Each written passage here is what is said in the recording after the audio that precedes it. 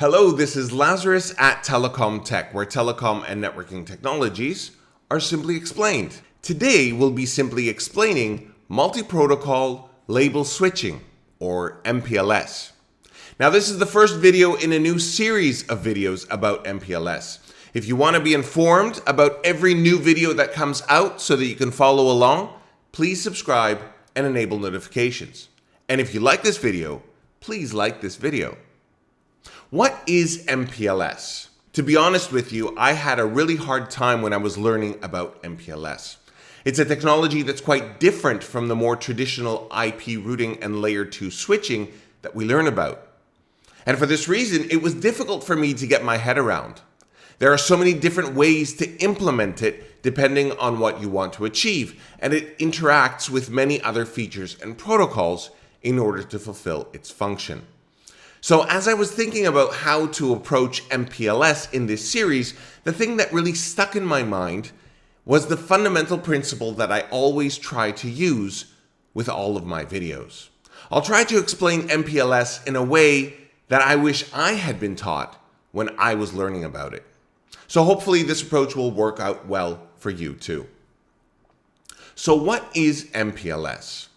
In its most fundamental form, it's a high-performance network protocol used to efficiently direct data between nodes. It's a protocol that you would most often find within the core network of an ISP or other large geographically dispersed network. In contrast to more traditional routing based on network addresses, MPLS uses labels to identify established paths between endpoints on the network. MPLS is able to encapsulate packets of all types of network protocols, and that is where the multi-protocol part of its name comes in. Indeed, MPLS can encapsulate a whole range of technologies, including IPv4, IPv6, Ethernet, ATM, frame relay, and even lower layer technologies such as T1, E1 lines, as well as DSL. So in this sense, MPLS can be considered a tunneling protocol, although the term tunnel is not as commonly associated with it. Instead, MPLS is viewed more like an underlay network, capable of transporting various payload types and supporting multiple overlay technologies. Now, because of its nature, MPLS is sometimes referred to as a layer 2.5 protocol, because it operates in a manner that seems to be somewhere between the traditional data link layer, which is layer 2 on the OSI model, and the network layer, which is layer 3 on the OSI model. And as you will see later in this video, when the MPLS header is actually appended to a packet, it's actually placed between the layer 2 and layer 3 headers of the data. Now, having said all of this, what is MPLS really used for? It's not a technology that you would find deployed in a small or medium-sized enterprise network. And unless an organization is extensively large and owns its own WAN infrastructure, you would not typically see it even on large enterprise networks. MPLS is a technology that is most often deployed within geographically large ISP networks. Its purpose is to interconnect multiple remote sites. An ISP will typically have many customers, and an MPLS network can be used to interconnect the remote locations of those customers. It provides an ideal infrastructure to be able to securely and efficiently separate the traffic from multiple customers, but also allow that traffic to leverage the same single MPLS infrastructure. One other point I would like to make here is that MPLS's primary purpose is not to connect a premises to the internet.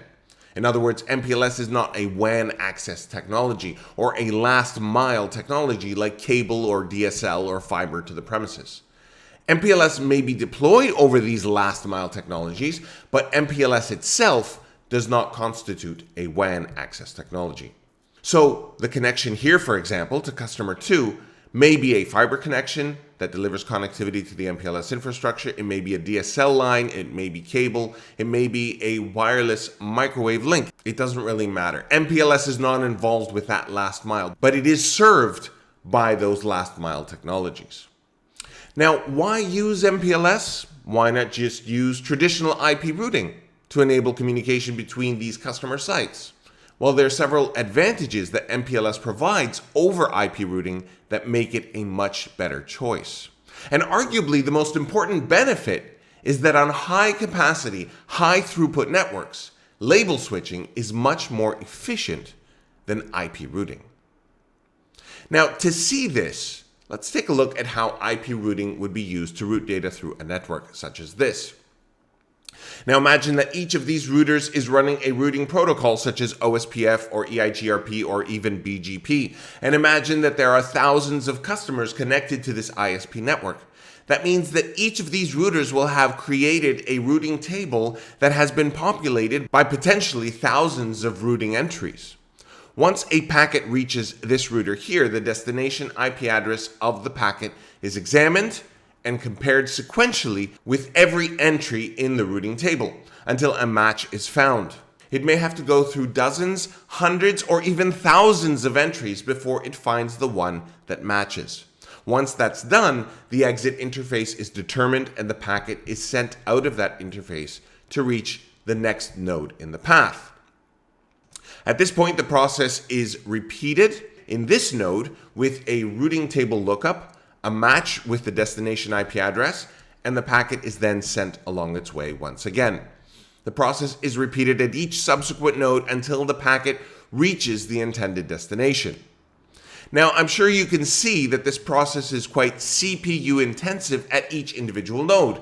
And if you have thousands of customers with thousands of destination addresses with innumerable packets running through this high capacity backbone network, you can imagine the CPU and memory resources needed to achieve this at each node. Now, label switching, which MPLS uses, is much more efficient and is thus preferable. Let's see it in action. When an IP packet arrives at the first router of the MPLS infrastructure, it is associated with a specific label based on the specific customer from which the packet came. The packet is prepended with an MPLS header which contains that label. Now, the MPLS header looks something like this, and as you can see, the header is placed between the IP header here and the frame header, right between layer 2 and layer 3. As the packet traverses the MPLS network, each intermediate node examines only the label attached to the packet, not the full IP header. And it uses that label to make forwarding decisions. That label is looked up in the forwarding table, and the next node is determined. Every time the packet reaches another node, a label lookup takes place, and the next node in the path is determined, and the packet is forwarded. At each node, the label may also be swapped with a new label for the next segment of its journey. This process is known as label swapping. So all of this continues for every router that's encountered. This assignment and swapping of labels is at the very core of what MPLS does. Eventually, the packet reaches the final router at the edge of the MPLS network. Here, the MPLS label is removed and the packet is forwarded based on its original IP header. Now, the key here is that labels simplify the forwarding process by reducing the need for complex IP header lookups at each hop. By relying on short fixed length labels, MPLS can improve the speed and efficiency of packet forwarding in the network. And this is of vital importance for ISP networks that carry a lot of data and that want to ensure that all of their customers can enjoy high performance network services. Now, once an MPLS path is established, packets with the same labels typically follow the same path through the network. And this is unlike traditional IP routing, where packets might actually take different paths based on current route availability or changes in the routing decisions. So all of these characteristics make MPLS efficient and preferable for such network infrastructures. So that's my introduction to MPLS. Simple, right? We'll go into more detail in future videos, but for now, I hope you found this video useful. And if you have, please click the thumbs up button. And if you'd like me to address other related topics, please feel free to let me know in the comments below. And please subscribe to get updates to newly published videos. I'm Lazarus at telecomTech. I hope this video has been helpful for you, and I'd like to thank you for watching.